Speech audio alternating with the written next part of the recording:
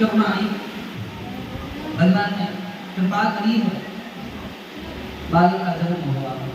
अब इसका जन्म होते ही दो पत्नियों के साथ इसका विवाह हो गया जी। पहली पत्नी है वो कौन है? सुनीति। सुनीति का अर्थ है धर्म का मार्ग, न्याय का मार्ग, धर्म का आचरण। जो धर्म के कथन अनुसार चलता है वो है सुनीति के अनुसार चलने वाला चीज, नीति। और दूसरे पत्नी है इसकी वो कौन है? रुचि। रुचि का अर्थ होता है मन के अनुसार चलने वाला। मन ने जैसा कहा वैसा हमने कर लिया। मन ने कहा चलो भाई कथा में चलते हैं, कथा में आकर बैठ गए। अरे मन ने कहा कहाँ पड़े हो चक्कर में, कोई नहीं है चक्कर में, चलो घर चलते हैं। कौन कैसे घर बैठे, मन किया तो बैठ गए, मन किया तो सो गए, मन किया सो काम कर रहे हैं। उसे कहा है सुरुचि। लेकिन ध्यान दीजिए, नीति के अनुसार आप चलना प्रारंभ करोगे तो जीवन में दुख बहुत आएगा, परेशानियां बहुत आएगी, इसमें कोई संदेह नहीं है। लेकिन नीति के अनुसार चलोगे तो बाद में एक पुत्र का जन्म होगा, उसका नाम है ध्रुव। और अखंड राज जिसका होगा, अविचल राज जिसका होगा, जिसके ऊपर भगवान कृपा करेंगे, ऐसा पुत्र चाहिए। और मन के अनुसार चलोगे तो सबसे ज्यादा कोई चलने वाला कोई है तो वो है मन। अभी आप यहाँ बैठे हो, आपका मन आपको यहाँ से अमेरिका घुमा दिया, लंदन लेकर चला गया, अरे वाह। और आपका मन अगर आपको कहीं वृंदावन लेकर के चला गया तो भी ठीक है कि चलो वृंदावन तो पहुंचे हो, यमुना जी में स्नान कर रहे हो, बिहार जी मंदिर में दर्शन कर रहे हो। अगर ये सो राधा रावण का दर्शन कर रहे हो, द्वारिकाधीश का दर्शन, तब तो ठीक है। और महाराज नहीं हाथों मिनट में घूमते रहे तो कुछ नहीं है।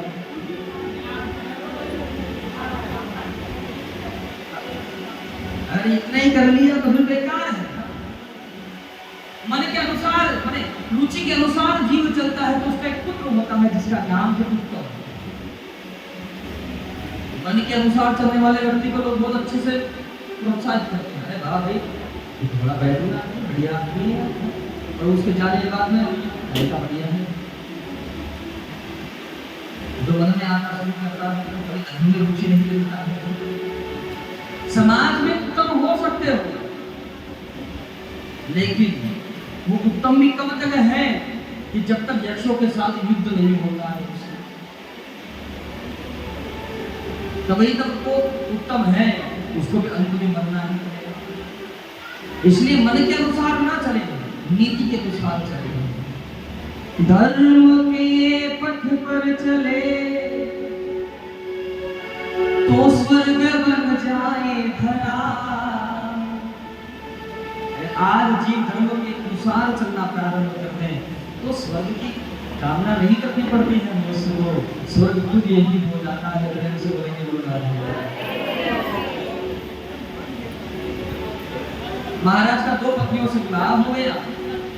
अब छोटी पत्नी में विशेष मोह था, और छोटी पत्नी में विशेष मोह होने के कारण बड़ी पत्नी को घर से,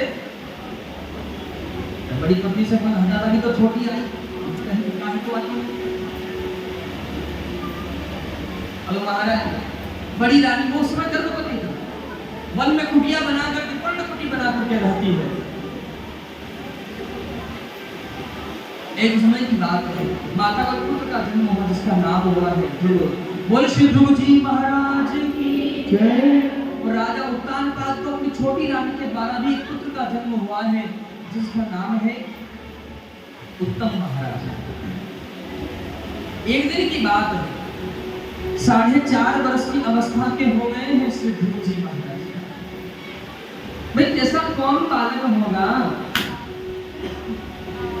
जो अपने पिताजी की गोद में बैठने की इच्छा न रखता हो। एक दिन की बात है, श्री ध्रुव जी महाराज ने अपनी माता से पूछा, मैया हमारे पिताजी कौन है? माता ने कहा बेटा आपके पिताश्री यहाँ के महाराज हैं, उत्तानपाद महाराज आपके पिताश्री हैं। अब ध्रुव बाबा ने सोचा कि हमारे पिताजी राजा हैं, हमें भी हमारे पिता की गोद में बैठना है। हर बालक चाहता है पिता की गोद। ध्रुव बाबा जैसे ही पधारे, उत्तानपाद महाराज उस समय आसन पर बैठे थे, उनकी छोटी पत्नी उनके पास में बैठी थी और उनका पुत्र उत्तम उनकी गोद में था। ध्रुव बाबा जैसे ही आगे बढ़े, पिता महाराज की गोद में बैठना चाहा है ध्रुव बाबा ने, उसी समय माता सुरुचि उठ करके आई और ध्रुव का हाथ पकड़ा और ध्रुव को डांटते हुए बोले कि ध्रुव, अगर तुम्हें अभी पिता महाराज की गोद में बैठना है तो तुम वन में जाओ, वन में जाकर के भगवान का भजन करना, भगवान की तपस्या करना। और वो भगवान जब तुम्हें दर्शन दे और भगवान पूछ ले कि तुम्हें कहाँ चाहिए, तब तुम उस भगवान से कहना कि प्रभु मुझे मेरी छोटी माता के गर्भ से जन्म दो। और जब तुम मेरे गर्भ से जन्म लेकर के आओगे तब इस आसन पर बैठने के अधिकारी बनोगे बेटा। अभी तुम दासी पुत्र हो, यहाँ से चले जाओ। ध्रुव जी महाराज को ये बात हृदय पर लगी। रोते रोते ध्रुव जी महाराज जैसे ही अपनी माता के समीप आए हैं, माता सुनीति ने ध्रुव को रोते हुए देखा, कहा बेटा आप क्यों रो रहे हो? ध्रुव बाबा कहते हैं माता हम पिता महाराज से मिलकर आ रहे हैं। बोले क्या हुआ है? बोले मेरी छोटी माता ने कहा है कि मैं दासी पुत्र हूँ। क्या माता आप महाराज की पत्नी नहीं हो? माता ने ये बात सुनी तो मुझे बड़ा दुख हुआ। बोले और क्या कहा है आपकी माता श्री ने? बोले मेरी मैया ने कही है कि वन में भगवान होता है। तो क्या माता सच में वन में भगवान होता है?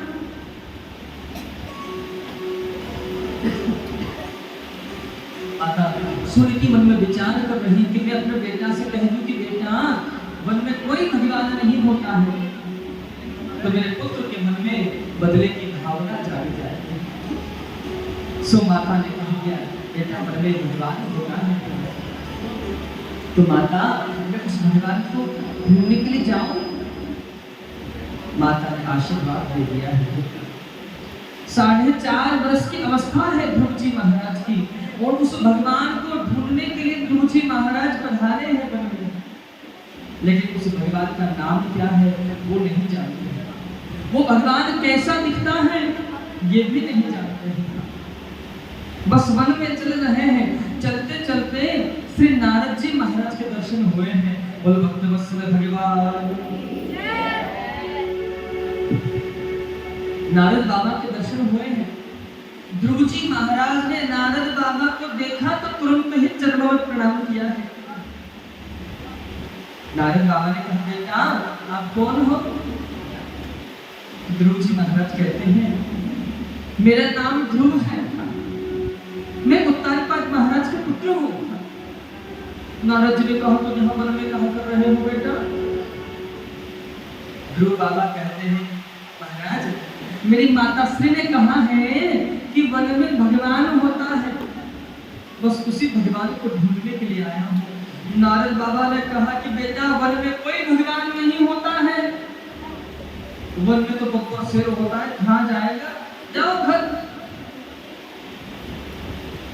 ध्रुव जी महाराज ने कहा महाराज मुझे मेरी माता के वचनों पर पूर्ण विश्वास है, मेरी माता ने कहा है कि वन में भगवान है।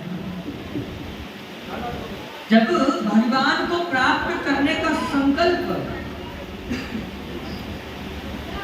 अनन्य देखा है तो नारद जी महाराज ने कहा बेटा उसे भगवान को कभी देखा है आपने? ध्रुव जी महाराज कहते नहीं देखा तो नहीं। बोले नाम जानते हो? भाई कभी आवाज लगानी पड़ेगी तो क्या पुकारोगे, कैसे बुलाओगे?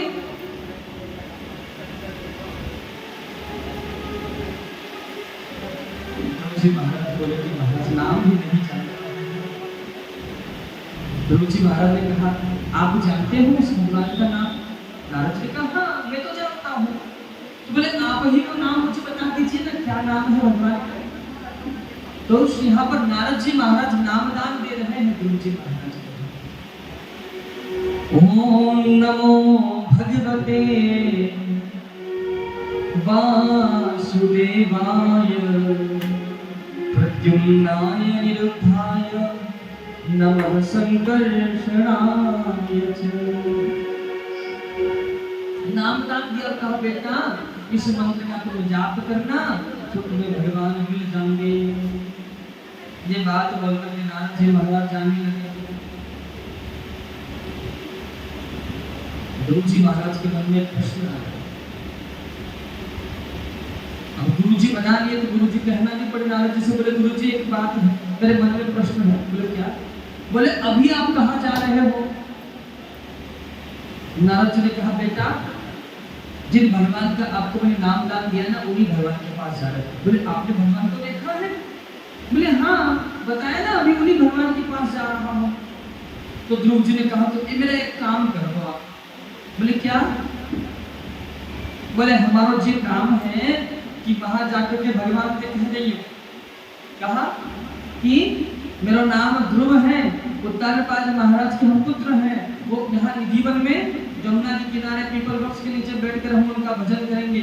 वो भगवान हमें दर्शन देंगे या नहीं देंगे, वो दर्शन देंगे तो कब देंगे, ये सारी बात जानकारी करके ले आना। अब चेला बना लिया तो काम भी करना। नारद जी महाराज पधारे हैं भगवान के धाम और इधर ध्रुव जी महाराज भगवान का भजन करने के लिए प्रस्थान किए हैं। वर्णन कर रहे हैं शुक्राचार्य जी महाराज राधा कृष्ण को के लिए।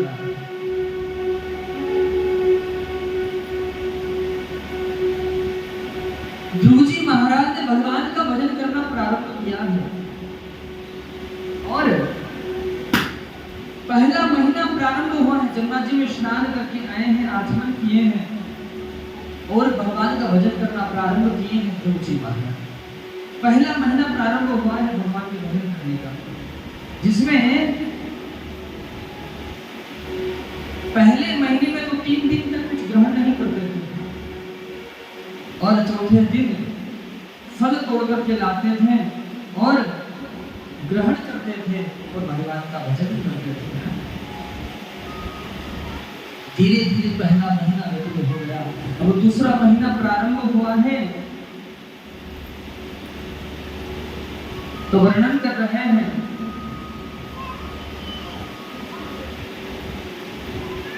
दूसरे महीने में उन्होंने पके हुए फल ग्रहण करना बंद कर दिया। अब हरी हरी पत्तियां तोड़ लेते हैं, उन्हीं का सेवन करते हैं और भगवान का भजन करते हैं। क्योंकि फल तोड़ करके लाने में ढूंढने में बड़ा विलंब होता था, इसीलिए उन्होंने पत्तियां ग्रहण करना प्रारंभ कर दिया। वो दूसरा महीना व्यतीत हुआ, तीसरा महीना प्रारंभ हुआ है। तीसरे महीने में हरी हरी पत्तियों का सेवन भी बंद कर दिया है। अब केवल मात्र हरी पत्तियों को सेवन नहीं करते हैं, कदाचित जो पत्तियां पतझड़ के समय नीचे गिर जाती हैं बस उन्हीं पत्तियों को इकट्ठा करते हैं और भगवान का भजन करते हैं। तीसरा महीना पूर्ण हुआ है, अब चौथा महीना प्रारंभ हुआ है तो केवल मात्र जलपान कर रहे हैं और 5वें महीने में जलपान करना भी त्याग दिए हैं। केवल श्वास ले रहे थे, उस श्वास को भी रोक करके बैठ गए। जैसे ही श्वास रोक करके बैठे इधर सब देवताओं के प्राण अमुक्त हो गए और नारद जी महाराज पधारे हैं भगवान के धाम। भगवान के समीप पधारे, भगवान से जाकर के बोले प्रभु अभी अभी अपने एक चेला बनाया है, शिष्य बनाया है। भगवान नारायण ने कहा बड़ी अच्छी बात है। बोल निधिवन में बैठ करके वो आपका भजन कर रहा है, उसे उसने पूछवाया है कि आप उसे दर्शन दोगे या नहीं दोगे, और दर्शन दोगे तो कब दोगे? भगवान नारायण ने कह दिया कि भैया नारद जी जाकर के बता देगा अपने शिष्य से कि जिस वृक्ष के नीचे बैठ करके वो भजन कर रहे हैं, उस पीपल वृक्ष में जितने पत्ते हैं उतने 1000 वर्षों के बाद हम उनको दर्शन देंगे। अब नारद जी मन में विचार कर रहे हैं, बालक कितना बड़ा है? 4.5 वर्ष का। हम अब ही जाकर के कहते कि बेटा जिस पेड़ के नीचे बैठे हो इसमें जितने पत्ते हो उतने 1000 साल के बाद भगवान दर्शन देंगे। अब भजन हो जाएंगे, कर लोगे भजन? अरे कुछ तो कह दो, नहीं हो पाएगा। अरे महाराज भगवान नहीं आएंगे इसका मतलब? वृक्ष में कितने पत्ते होंगे? तुरंत कहोगे महाराज उनके भजन ना हो गोपाल आइए अपनी कंठी हो माना भाई एक बात करके भाई तुम्हारा गुरु मंत्र तुम्हें समर्पित, हम तो ये चले घर में। नारद जी ने सोचा अभी जाकर के बताऊंगा तो बालक छोटा सा है, मन की क्या बना। नारद जी संदेश लेकर के आए, संदेश सुना, भगवान के पास चले, लेकिन ध्रुव जी के पास नहीं पधारे। और इधर 5वां महीना जब पूर्ण होने लगा, देवता सब घबरा गए क्योंकि सब देवताओं के प्राण अमृत हो रहे हैं। ध्रुव जी महाराज प्राण वायु को रोक करके बैठ गए।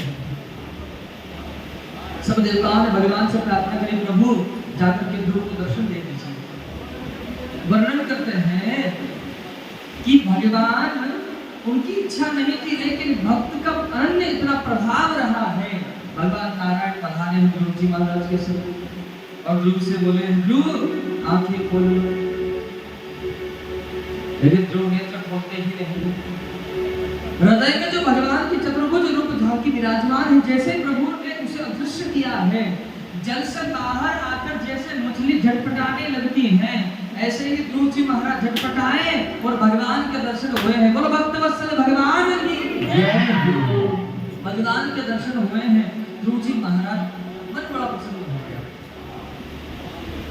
लेकिन भगवान क्या सोच रहे हैं, मेरा भक्त ध्रुव मुझसे कुछ मांगे। अभी ध्रुव की कितनी आयु हो गई है? 5 वर्ष। 5 मिनट नहीं है ना। ध्रुव जी महाराज भगवान सोच रहे हैं कि ध्रुव मुझसे कुछ मांगे, और ध्रुव सोच रहे हैं कि मांगना आता तो मांगता भी सही। पर बालक विद्यालय भी कब जाता है? जब 5 वर्ष का हो जाता है। अब की बात नहीं है। ये दुर्भाग्य है भारत का कि भारतवर्ष में विद्या को व्यापार बना दिया गया। ये दुर्भाग्य है। और एक बात और मैं आपको बता दूं, जो हमारे भारतवर्ष की ज्ञान को तो कमजोर समझते हैं, उनके लिए बात मैं आपको बता देता हूँ। हमारे बच्चे अच्छी डिग्री लेने के लिए विदेश जाते हैं पढ़ने के लिए, और विदेश में जाकर डिग्रियां लेकर के हमारे यहाँ पर आते हैं। मेरे बालक वहाँ पढ़ते हैं। लेकिन मैं आपको एक बात बता रहा हूँ कि जब इंग्लैंड 1635 में कलम पकड़ना सीख रहा था,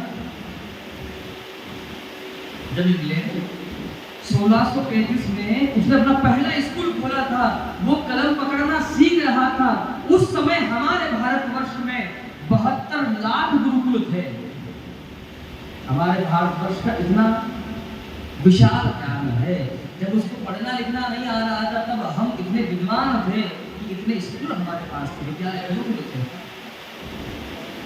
और हमारा भारत का एक दुर्भाग्य है कि आज इस भारत का बच्चा विदेश जाकर के सीख करके आता है। जितना भी दुनिया रिसर्च करती है ना, वो किसी और धर्म की किसी बात पर रिसर्च नहीं करती, आपके वेदों पर रिसर्च होता है। आपका हिंदू सनातन धर्म इतना परिपक्व है, जिसके वेद की ऋचाओं पर रिसर्च होता है, कोई आविष्कार होता है और नाम हो जाता है करता उसका। आप अपने ज्ञान को या अपने धर्म को साधारण न समझें। जननी है हमारा धर्म, सबको ज्ञान दे सकता है, इतना पावर है। लेकिन दुर्भाग्य है हम ही हमारे भगवान पर विश्वास नहीं करते। ये तो कृपा हो गई मिश्रा जी की, तो शंकर जी को कहीं तो अभी तो इतना जल चल रहा है कि भगवान में सो रहे, तो पानी बहुत है इनके पास, इनको क्या जरूरत है।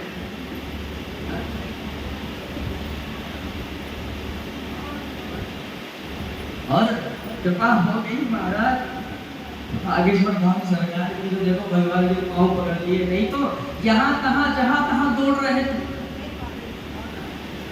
मैंने हमारी ये स्थिति हो गई थी, हम अपने पिताजी को पिताजी नहीं कहते, दूसरे के पिताजी को पिताजी कहते हैं। थोड़ा सा आस्था रखिए, विश्वास रखिए, विश्वासों को लगाए।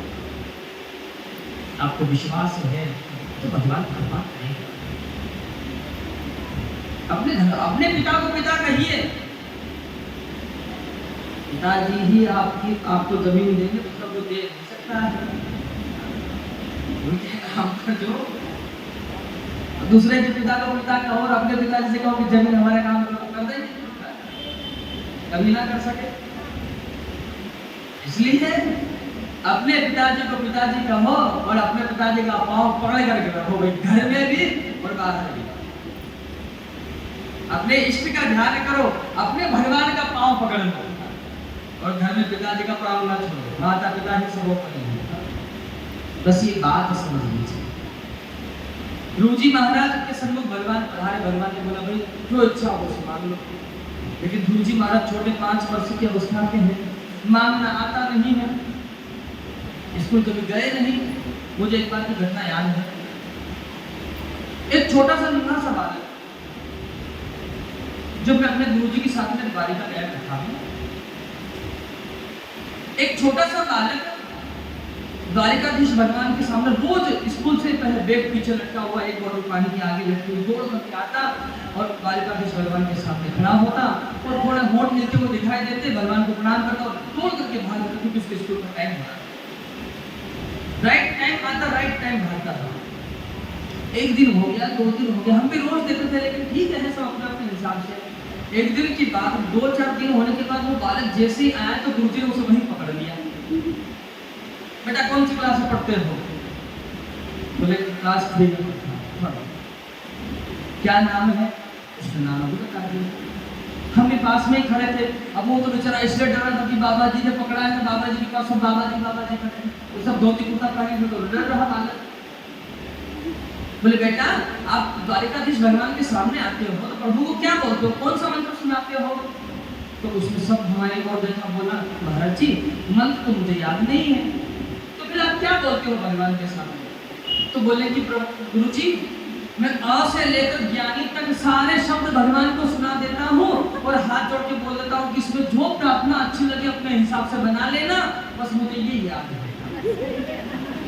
वो जितनी भी प्रार्थना बनती है वो उन्हीं शब्दों से बनती है, बाहर से कोई शब्द आता नहीं। वो बोलता बस कितना मुझे याद है इतना सुना देता हूँ और प्रणाम करके चला देता हूँ, अपने हिसाब से बना लेंगे प्रार्थना, जो अच्छा लगेगा वो लिख लेंगे। कदाचित कुछ याद नहीं है आपको, वो भी आप प्रभु के प्रति समर्पित हो जाइए, प्रभु उसे भी स्वीकार करते हैं। ध्रुव को कुछ याद नहीं है, बस प्रभु की ओर देख रहा है, गोविंद को देख, नारायण को देख रहा है। भगवान ने अपना शंख लिया है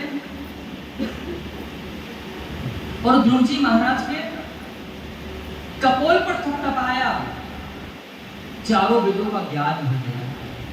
अब ध्रुव जी महाराज कह रहे हैं कि प्रभु मुझे तो बोलने का सामर्थ्य नहीं है, लेकिन जो मेरे अंदर बैठ करके बोल रहा है उस परमात्मा को मैं प्रणाम करता हूँ, मेरे प्रार्थना को स्वीकार करते हुआ। पहले बहुत चाहना थी मेरी कि आप जब मेरे सामने आओगे तो हम आपसे बहुत कुछ मांगेंगे, लेकिन अब मुझे कुछ रहा ही नहीं है मांगने का। आप मिले हो जहाँ की सारी खुशियाँ मिल गई। भगवान ने कहा नहीं तो हम जिसको भी दर्शन देते हैं उसे कुछ न कुछ तो देते ही हैं, जो इच्छा हो सो मांग लो, राज वैभव धन संपदा जो इच्छा हो सो मांग लो। ध्रुव जी महाराज कहते गुरु जी न देना चाहे कुबेर का धन, मगर सलीका दूर देना, मिले ज़माने की सारी खुशियाँ, मगर न मुझको गुरूर देना। मिले ज़माने की सारी खुशियाँ,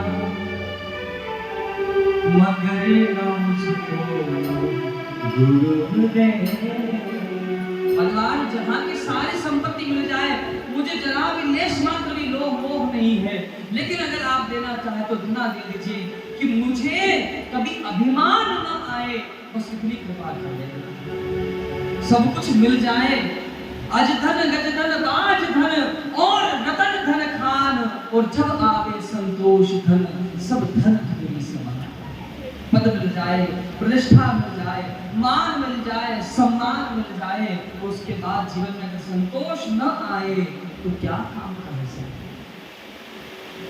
और चाहे पास कुछ न हो और चेहरे पर मुस्कुराहट हो, मन में संतोष हो, तो न कुछ होते हुए भी उसको सब कुछ मिल जाता है। प्रेम से बोलेंगे, थोड़ा सा धीरे बोलेंगे। क्या बोलेंगे? कुर्सी वालों जरा हाथ उठा लो, राधे राधे। देखो कुर्सी हर किसी को नसीब नहीं है, दुनिया में लड़ाई इसी कुर्सी की है।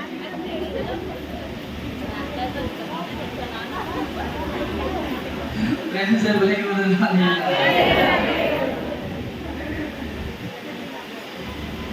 भगवान ने ध्रुव जी महाराज से कहा, जिस आसन पर बैठने की तुमको चाहना थी, मेरा आशीर्वाद है, जब तक इच्छा हो तब तक उस राज्य का सुख भोगना, और अंत में जब तुम मेरे धाम को आओगे तो मैं तुम्हें एक लोक बसा करके दूंगा, जिसे आप ध्रुव तारा कहते हो। वो ध्रुव लोक बसाकर अखंड राज भगवान ने बसा करके ध्रुव को प्रदान किया है। ध्रुव अगर भगवान से कुछ मांग लेते तो शायद भगवान को उतना ही देकर के रह जाते, लेकिन ध्रुव ने कुछ मांगा नहीं, तो पिता ने इतना दिया दातार ने कि जितनी की मेरी औकात नहीं। मैंने कभी सोचा नहीं था, वैसे एक भिखारी है, मंदिर के बाहर बैठा, वो कितना मांग लेगा भीख में?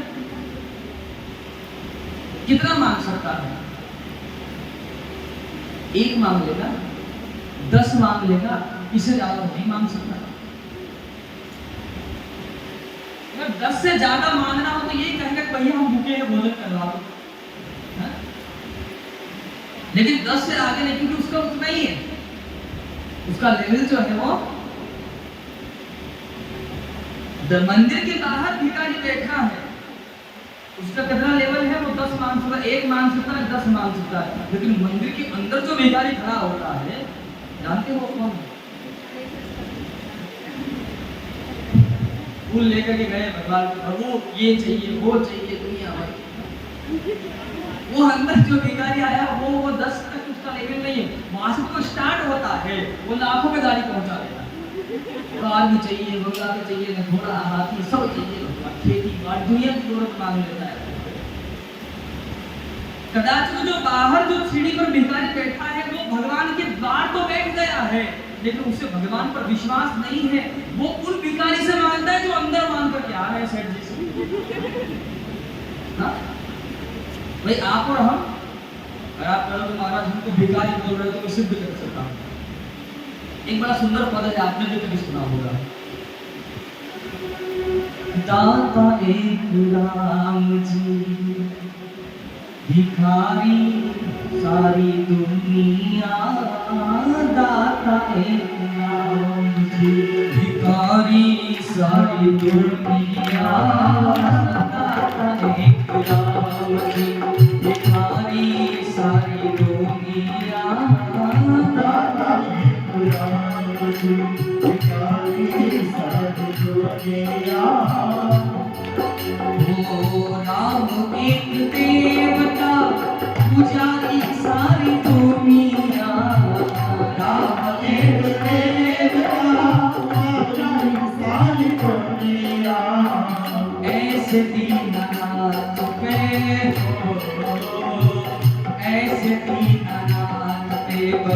सारी सारी दुनिया दाता एक राम जी, सारी सारी दुनिया दाता एक राम, सारी सारी दुनिया दाता एक राम।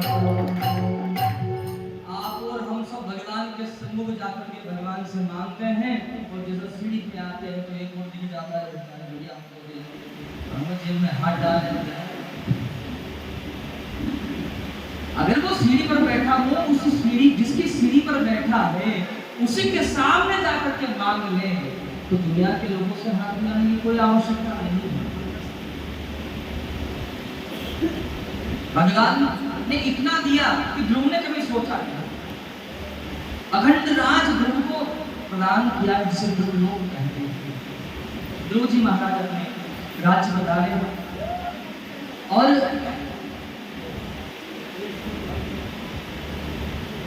अपने राज्य का पालन करना प्रारंभ किए ध्रुव जी महाराज। एक दिन की बात है, ध्रुव जी महाराज के जो छोटे भैया हैं, क्या नाम था उनका?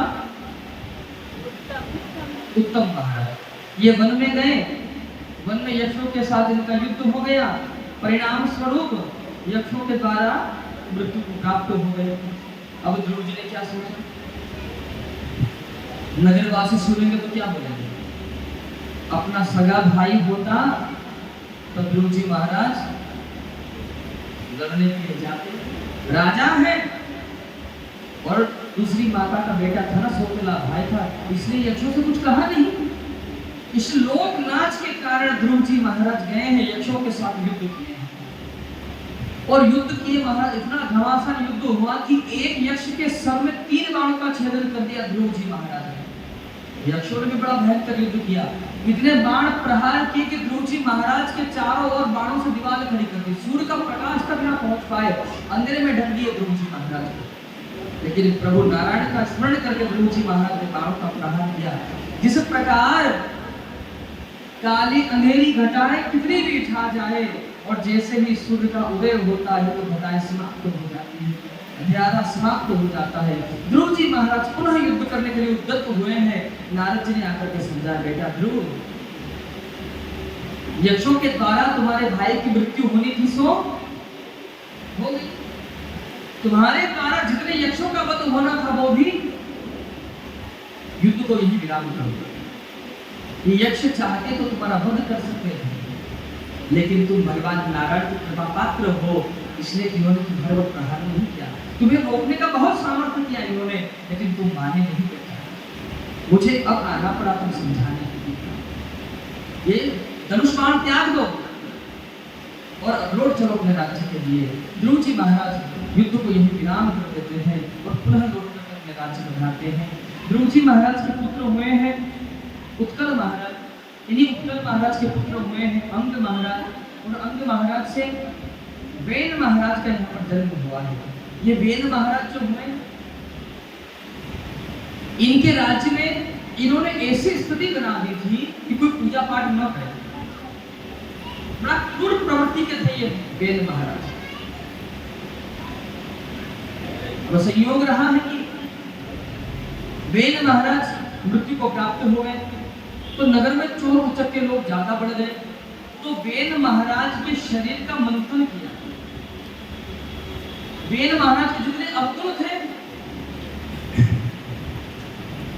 वो एक पुरुष के रूप में प्रकट हो गए। उन्होंने कहा हमें बताइए क्या काम करें। तो इनसे कहा कि जाओ वन में जाकर के चुपचाप बैठ जाओ। तो वन में जाकर के कोल मिलित जाति यहाँ की जाति होती है, और यहाँ से आगे वर्णन करते हैं कि पुनः इनका मंथन प्रारंभ हुआ है तो भगवान का एक अवतार होता है। बोल श्री प्रभु भगवान की जय हो। माता अर्ची देवी के साथ में इनका विवाह हुआ है। इसी कथा का निरूपण। तत्पश्चात प्रभु भगवान का राज्य भली प्रकार से चल रहा है, लेकिन एक बार की स्थिति ऐसी हो गई कि अकाल पड़ गया। पृथ्वी पर बीज डाले तो वो बीज अंकुरित नहीं होता है, और जब अंकुरित नहीं होता है तो वृक्ष पौधा नहीं बनता है। प्रभु भगवान को आया बड़ा क्रोध, मेरी प्रजा भूख से परेशान हो गई है और ये पृथ्वी अन्न उपजाऊ नहीं कर रही है। धनुष बाण लेकर के माता पृथ्वी का ही वध करने के लिए उद्यत हो गए पृथ्वी भगवान। माता पृथ्वी गाय का रूप धारण करके पूरी पृथ्वी पर दौड़ लगाकर पृथ्वी भगवान की शरण में आकर खड़ी हो गई। महाराज क्या कर रहे हैं आप? अरे जब हम रसातल में थे तो आप वराह अवतार लेकर के पधारे, आपने हमारी स्थापना की है प्रभु,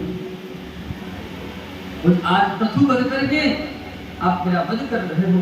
ये क्या कर रहे हो आप? पृथ्वी भगवान कहते हैं हम आपका वध नहीं करना चाहते हैं। अरे मेरी प्रजा भूखी है, अन्न उपजाऊ क्यों नहीं करती हो आप?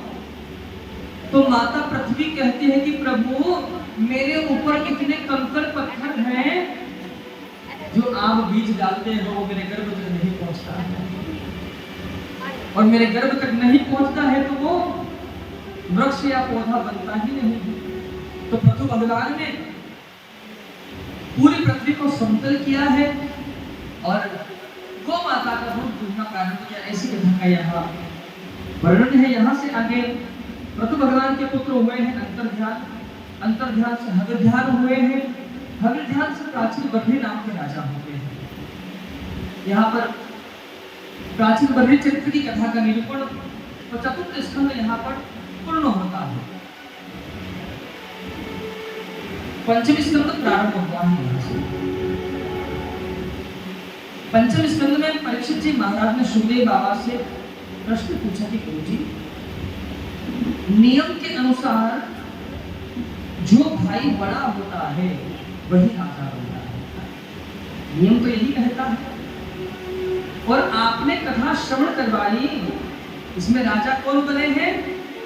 छोटे भाई। तो उनके बड़े भैया का क्या हुआ है, उनके बारे में बताओ। तो वर्णन कर रहे हैं कि उत्तानपाद महाराज के बड़े भैया हैं जिनका नाम है प्रियव्रत महाराज। प्रियव्रत, प्रिय का अर्थ होता है अच्छा, प्रिय का अर्थ होता है अच्छा, और व्रत का अर्थ होता है संकल्प। क्या होता है कि आज हमारे जन्माष्टमी का क्या है? व्रत है।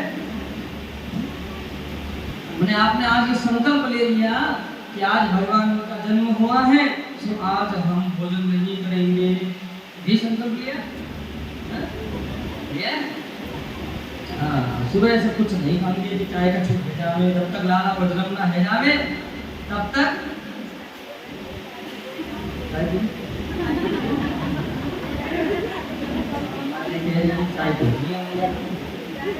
ना पास में बैठने की ये सुविधा, धीरे से बोले सुनाई दे जाता।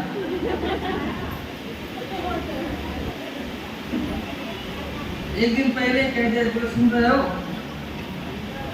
बोले कल हमारा व्रत है, तो बोले बाजार से जाकर खाना ले आना, कितने लाए? बोले केले ले आना, एप्पल ले आना, और कैसा बनवाओ, जो इच्छा हो तो अपने हिसाब से मंगवा लो, लिस्ट आप लिख सकते हो, स्वतंत्र हो। तो महाराज गए, फल लेकर के आ गया, सुबह सुबह उठ करके चाय पिए, बढ़िया बनाई इंसान। अब रोज तो केवल पराठे इतनी विफलता था, तो आज चाय के साथ में कढ़ैया रखिए और पकौड़े भी बना दिए। तो आज तो व्रत है ना, चाय के साथ में पकौड़े, वो व्रत वाली पकौड़ी है। ऐसा मन छोटा मत करो। तो जो व्रत करे उसी को पता चले, तो करता नहीं उसको क्या पता चले? बता देना भैया क्या क्या व्रत में लेते हो, बता सब कुछ। अब दिन फिर 9-10 बजेंगे, फिर कुछ किसने पूछा भाई घर में थोड़ा साफ सफाई, बोले सुबह से भूखे हैं हम, तो सफाई की पड़ी है, लेकिन कुछ नहीं खाया दिन, चाहे सुबह से 9 बजे एक बार चाय पिया, 2 बार चाय पी लिए, कुटू की पकौड़े खा लिए, लेकिन अभी 10 बजे से भूखे हैं। 12 बजे तो फल खा लेंगे, दूध पी लेंगे, और कुछ पूरा रस जूस है। मेरी एक पॉइंट आपकी चल रहा है। और जूस भी मंगा के पिएंगे। मैंने सुबह से शाम तक केवल अन्न नहीं खाना है, बाकी सब चीजें खाना है। और फिर कोई पूछे तो सुबह से भूखे हैं, कुछ नहीं खाया। खैर वो आप याद नहीं, आप तो सब सुबह से भूखे, कभी तो आवाज ही नहीं आ रही। दोस्त तो बोलते हो आप चुप बैठे, भूख के मारे आवाज ही खत्म हो गई। देखो ये सब भूख का ही परिणाम है, तो हाथ ना उठे, नहीं तो अभी खुद उठ गया। प्रेम से बोलेंगे बोल रहा है। बहुत सारे संकल्प लेते हैं, आज मंगलवार का व्रत है हमारा, आज शुक्रवार का व्रत है, शनिवार का व्रत है। तंबाकू खा सकते हैं, पाउच खा सकते हैं, बीड़ी पी सकते हैं, सिगरेट पी सकते हैं, शराब भी पी सकते हैं, बस रोटी नहीं खाएंगे। ऐसा कैसा व्रत है तेरा? दूध का छुट्टे सब काम करते, कौन देख रहा है? बस रोटी नहीं खाए, उस रोटी से नहीं है। मैं ऐसा भगवान को धोखा देने से क्या फायदा है? हम आंखें बंद करके सोचते हैं कि हमको कोई नहीं देख रहा है, ऐसा कभी हो सकता है?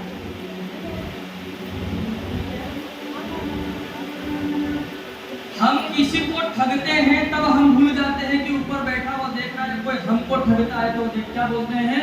कोई बात नहीं भैया, कर ले, ऊपर बैठा सब देख रहा है, अपनी बारी में नहीं देखता है, दूसरे की बारी में देखता है। क्यों भाई? ध्यान दीजिए, व्रत का अर्थ होता है संकल्प। अरे भोजन मेरे हिसाब से खूब करो, मेरा क्या करना? संकल्प ही लेना है तो इस बात का संकल्प ले लो कि आज दिन भर हम सत्य बोलेंगे, चाहे कुछ भी हो जाए। फिर कोई पूछे फोन पे कहाँ पहुंचे, चाहे घर में सो रहा हूं, बोले निकल गया हूं भैया, पहुंचने वाला हूं। और फिर भागम भागी में घर से निकलेगा, वो एक्सीलेटर कितना ही होना चाहिए वो इतना कर देगा, फिर वो वहां पहुंचने के चक्कर में वहां पहुंच जाता है। खाना होता है कहीं यूं चला जाता है, कैसे क्या है? अरे हमारे अंदर इतना सामर्थ्य नहीं बचा है कि हम सामने वाले को एक बात सत्य बता दें। हम छोटी छोटी बातों पर झूठ बोलने लगे हैं। हम दुनिया के लोगों से सत्य नहीं बोल सकते हैं, हमारा सामर्थ्य ही नहीं बचा है। 5 मिनट लेट हो गए तो गला को नहीं काट देगा, हो गए लेट तो हो गए।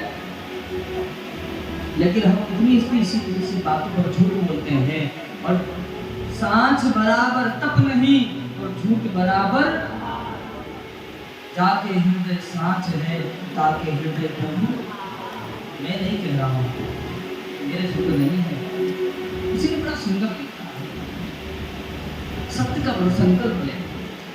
प्रियव्रत महाराज ने अच्छा संकल्प लिया अपने जीवन में, भगवान का भजन करने चले गए। भाई बड़े भाव के साथ भगवान का नाम गाएं, बड़े प्रेम से गाइएगा सभी। वो है बाके बिहारी लाल, मुझे तेरी याद सताती है।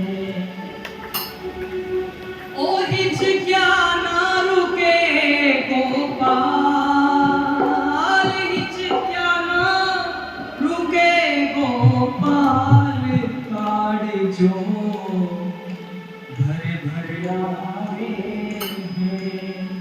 बड़े प्रेम के साथ ताली से बड़े भाव से गाएगा। हे माँ के बिहारी लाल,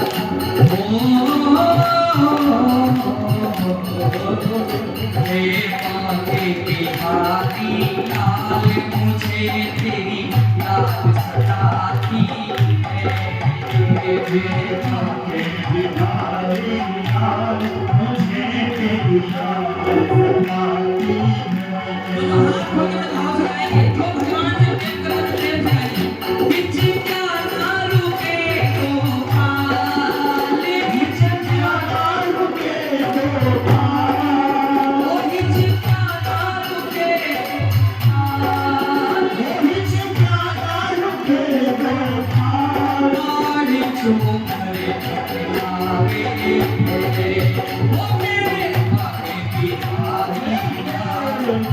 Thank you.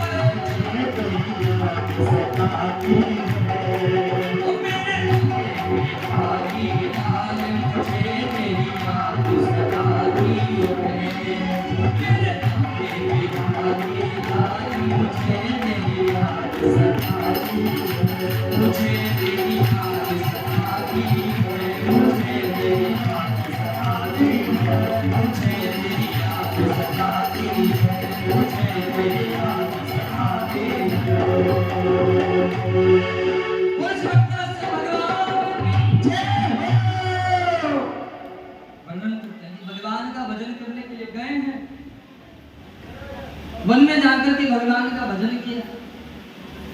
भगवान ने प्रसन्न होकर के इनको एक विमान दे दिया। प्रियव्रत महाराज जैसे अपने राज्य में आए, अब इन्होंने सोचा कि हम ऐसा राज्य करेंगे कि जिसमें कभी ऐसा किया नहीं होगा। जैसे ही ये बात कही है तो वर्णन करते हैं कि देखिए, सुबह तो सूर्य उदय होता है तो आपके पास कितना प्रकाश रहता है? पर्याप्त मात्रा में रहता